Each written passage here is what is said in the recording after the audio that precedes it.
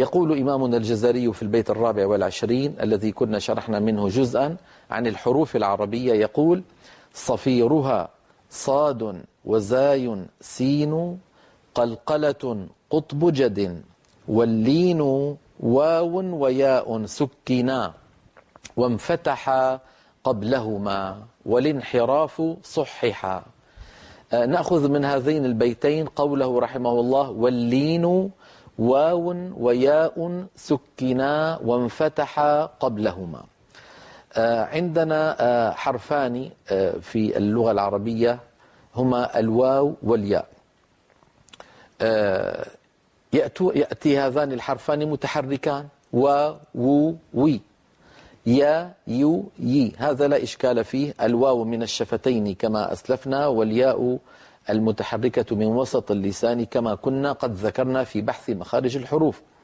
لكن إن سكنت الواو وسكنت الياء، ما هي الاحتمالات للحرف الذي قبلهما؟ الاحتمال الأول أن يأتي قبل كل منهما حركة من جنسه، فيأتي قبل الواو الساكنة مضموم كقولنا قولوا، وقد يأتي قبل الواو الساكنة مفتوح كقولنا قول، لا فيها غول، وآمنهم من خوف. هذه الواوات الساكنات سبقت بفتحة.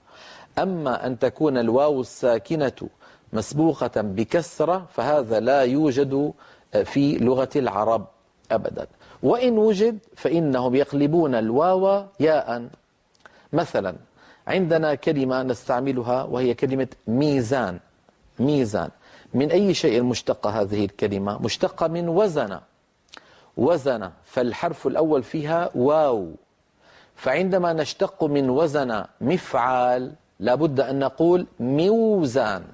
ميوزان، لكن العرب لا ينطقون واوا ساكنة قبلها مكسور، لذلك يقلبون هذه الواو من أجل الكسرة التي قبلها إلى ياء فيقولون ميزان. عندنا أيضا كلمة ميعاد مشتقة من وعد، وإذا أخذنا من وعد مفعال نقول موعاد، لكن العرب أيضا أذكر لا ينطقون واوا ساكنة قبلها مكسور، فيقولون بدل موعاد يقولون ماذا؟ ميعاد. إذن ليس في نطق العرب إلا واو ساكنة قبلها مضموم وهذا اسمه حرف مد، أو واو ساكنة قبلها مفتوح وهذا اسمه حرف لين.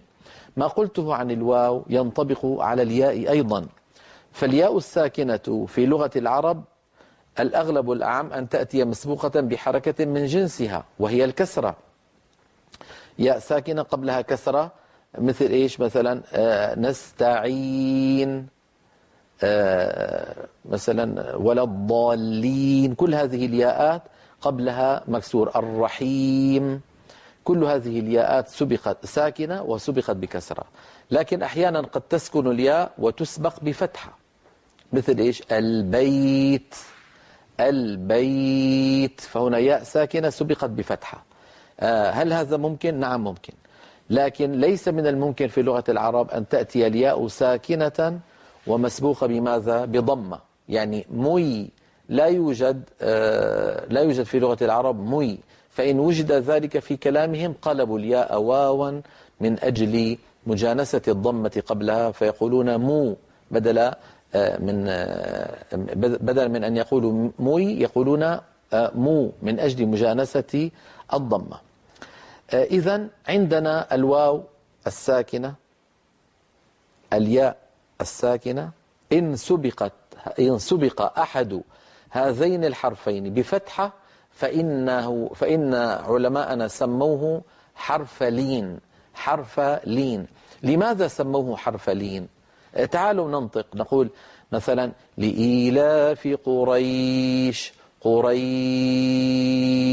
هل رأيتم كيف أن هذه الياء خرجت بيسر وسهولة من غير كلفة على اللسان؟ لما نقول مثلا وآمنهم من خوف، هذه الواو أيضا خرجت بسهولة وبيسر. من أجل هذا سمى علماؤنا هذين الحرفين إن سبقا بفتحة سموهما حرفا لين.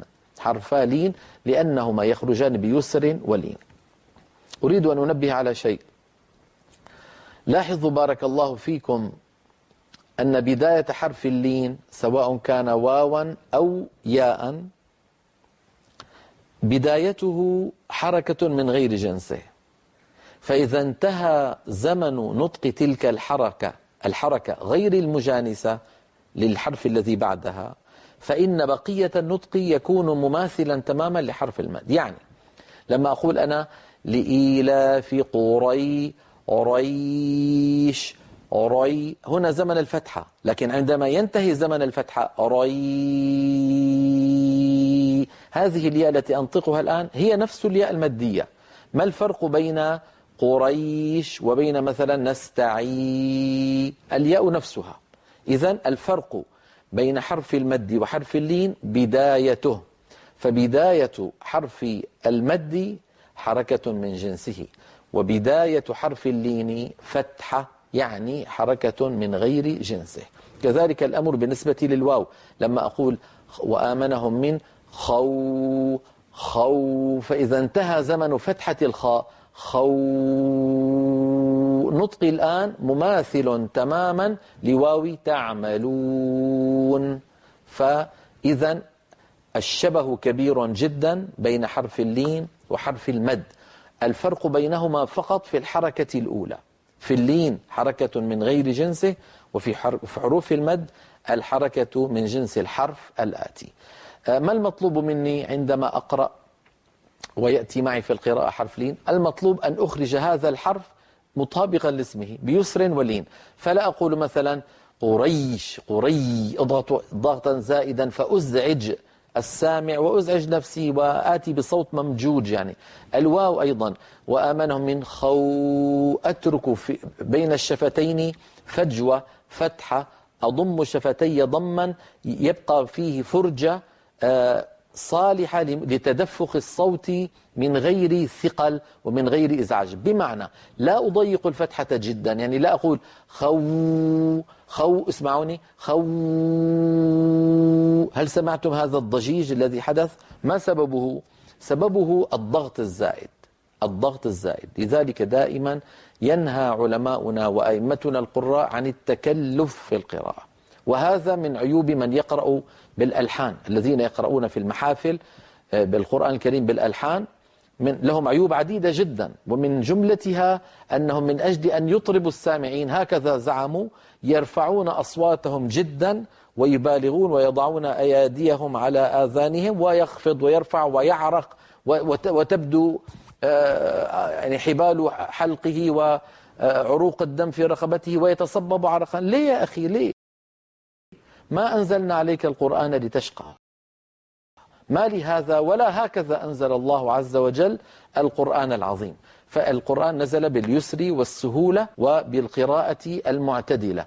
وآمنهم من خو فالفتحة فتحة الواو متناسبة مع كمية الهواء المتدفق من خلالها، لا يتدفق كمية أكبر بحيث تجعل الصوت فيه شيء من الارتجاج، ولا تكون الفتحة ضيقة جدا حتى أيضا تؤدي إلى نفس هذا العمل.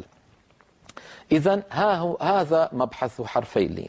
علي عندما أنطقهما أن أنطقهما بيسر ولين. ما قلته عن حرفي اللين نستطيع أن نشاهده بإذن الله وبحول قوته على اللوحة التعليمية الأولى في حلقة اليوم، والتي تبين لنا قول إمامنا الجزري كما نرى: صفيرها صاد وزاي سين قلقلة قطب جد. هذا كنا قد شرحناه في الحلقة الماضية والتي قبلها. ثم قال رحمه الله: واللين واو وياء سكنا وانفتح قبلهما. ننظر إلى اللوحة. الألف في قول الناظم وانفتح للإطلاق وليست للتثنية. يعني لا يظن ظان لما يسمع وانفتحا أن الواو والياء سكنا وانفتحا. لا يا أخي، الواو والياء قد سكنا وفقط، والذي انفتح هو الحرف الذي قبلهما. فأصل الكلام لولا الشعر أن يكون واو وياء سكنا، هذه بألف التثنية، وانفتح قبلهما. انفتح ينفتح هو فعل ماض، لكن في الشعر عندنا شيء اسمه الإطلاق. ما معنى الإطلاق؟ يعني إشباع الحركة من أجل الشعر، فتشبع الضمة ليتولد منها واو لفظية، وتشبع الفتحة ليتولد منها ألف لفظية، وكذلك الكسرة يتولد منها ياء لفظية. إذن وانفتح ليست ألفه للتثنية. نلاحظ أيضا على اللوحة أن اللين هو صفة أطلقت على الواو والياء الساكنتين المفتوح ما قبلهما بسبب سهولة جريهما في المخرج. هذا هو السبب، سهولة جري هذين الحرفين في المخرج. نحو نرى أيضا على اللوحة الأمثلة: خوف، لاحظوا بأن الواو ساكنة وقبلها مفتوح. قوم أيضا الواو ساكنة وقبلها مفتوح. البيت، لاحظوا بأن الياء ساكنة وقبلها مفتوح. قريش أيضا لاحظوا بأن الياء ساكنة وقبلها مفتوح. هذه الأمثلة التي نراها أمامنا مثالان للواو اللينية ومثالان للياء اللينية، تبين لنا ما هو حرف اللين. حرف اللين له أحكام تتعلق بمده، ستأتي معنا إن شاء الله تعالى في البحث الذي يتعلق بالمدود، عندما نتكلم على المدود بإذن الله وحوله وقوته. عندما نتكلم على المدود في كتاب الله عز وجل عند قول الإمام الجزري: والمد لازم وواجب أتى وجائز وهو وقصر ثبتا، عند كلام على هذا البيت وما بعده سنتكلم على مد اللين وكم حركة ما هو وكم حركة يمد. المهم الآن أن نعرف أن في اللغة حرفان اسمهما حرف اللين، هما واو ساكنة مضموم، واو ساكنة مفتوح ما قبلها، وياء ساكنة مفتوح ما قبلها. هذا هو مبحث حرفي اللين.